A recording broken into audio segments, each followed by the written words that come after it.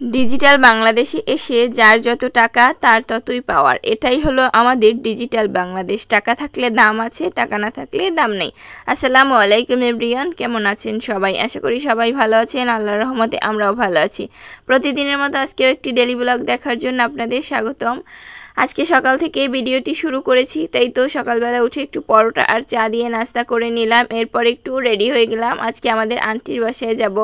আমাদের আজকের ভিডিওটা থাকবে আমাদের আন্টির বাসায়েরই। এই তো আমার ছেলে একটু ঘড়ি নিয়ে দুষ্টামি করছে। সে ঘড়ি পরবে কিন্তু আমাকে পড়াতে দেবে না, সে নিজে একা একা পড়বে। এই তো এর মাঝে আর আপনাদের সাথে কোনো ভিডিও শেয়ার করা হয়নি। আমরা কিন্তু আন্টির বাসায় চলে এসেছি। তো ওখানে রান্নাবান্নার প্রস্তুতি চলছে। ডিমগুলো ভেজে নেওয়া হয়েছে, মাছ ভেজে নেওয়া হয়েছে এবং রান্নাবান্নার জন্য সকল মশলা একসাথে এনে রাখা হয়েছে। মাটির চুলার রান্না কিন্তু খেতে বেশ মজার লাগে।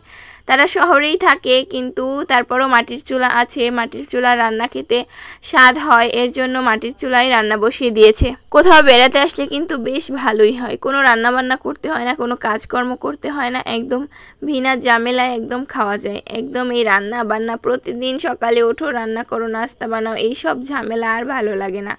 মনে হয় যেন একদম মেহমানের মতোই বসে থাকি আর সবাই রান্না বান্না করে একদম খাটের উপরে দিয়ে যাক। এই তো আন্টির বাসায় আসলাম, তারা রান্না বান্না শুরু করে দিয়েছে। মাছ ভুনা, ডিম ভুনা, পোলাও এবং ফিরনি। এই তো ফিরনি রান্না করছে। আমার মাই কিন্তু রান্না করছে বেশিরভাগ রান্না। আমার মায়ের হাতের রান্না অতুলনীয় স্বাদ, যেখানেই যাবে তাকেই রান্না করতে হবে। এই তো এরপর আমাকেও কিন্তু একটা কাজ দেওয়া হয়েছে। বসে বসে তো আর খাওয়া যায় না, একটু কাজ তো করতেই হয়, না হলে বলবে যে মেয়েটা কেমন, একটু কাজ করে না। এই তো ফাঁকে কিন্তু একটু নুডলসও খেয়েছিলাম, এখন একটু লিচিও খেয়ে নিচ্ছি। আমার ছেলেও লিচু খাবে, এর জন্য তাকেও ছেড়ে দিলাম, সেও খাচ্ছে। এই তো আন্টির বাসায় এসে বসে বসে আর কি করব, এখন পোলাও রান্না করার জন্য চালগুলো পরিষ্কার করে নিচ্ছে। আমি তো কাজ একটু ভিডিও করা, তো আমি একটু মাঝে মাঝে ভিডিও করছি। আন্টির বাসার এই পাশে সুন্দর একটি ফুল গাছ, এই ফুল গাছটার নাম কি আমি জানি না, তবে অনেকেই নাকি টগর বলে, আমি কখনোই শুনিনি, আমার জানা নেই। এই তো এখন পোলাও রান্না করবে। পোলাও রান্না করার জন্য চালগুলো খুব ভালো করে ভেজে নিচ্ছে। পোলাও রান্না করার ক্ষেত্রে চালগুলো যত ভালো করে ভাজা হবে পোলাওটা ততটাই ঝরঝরে হবে, এটা তো আমরা সবাই জানি। তারপরও পণ্ডিতি করে একটু বললাম আর কি, আপনারা আবার শিখে নেন যারা না জানেন। এই তো দেখুন ফিরনি রান্না করা হয়ে গিয়েছে, এক পাতিল বড় ফিরনি রান্না করা হয়েছে। মাছ ভুনা, ডিম ভুনা, তারপরে এই যে পোলাও রান্নাও হয়ে গিয়েছে। বড় একটা পাতিলে পোলাও রান্না করেছে।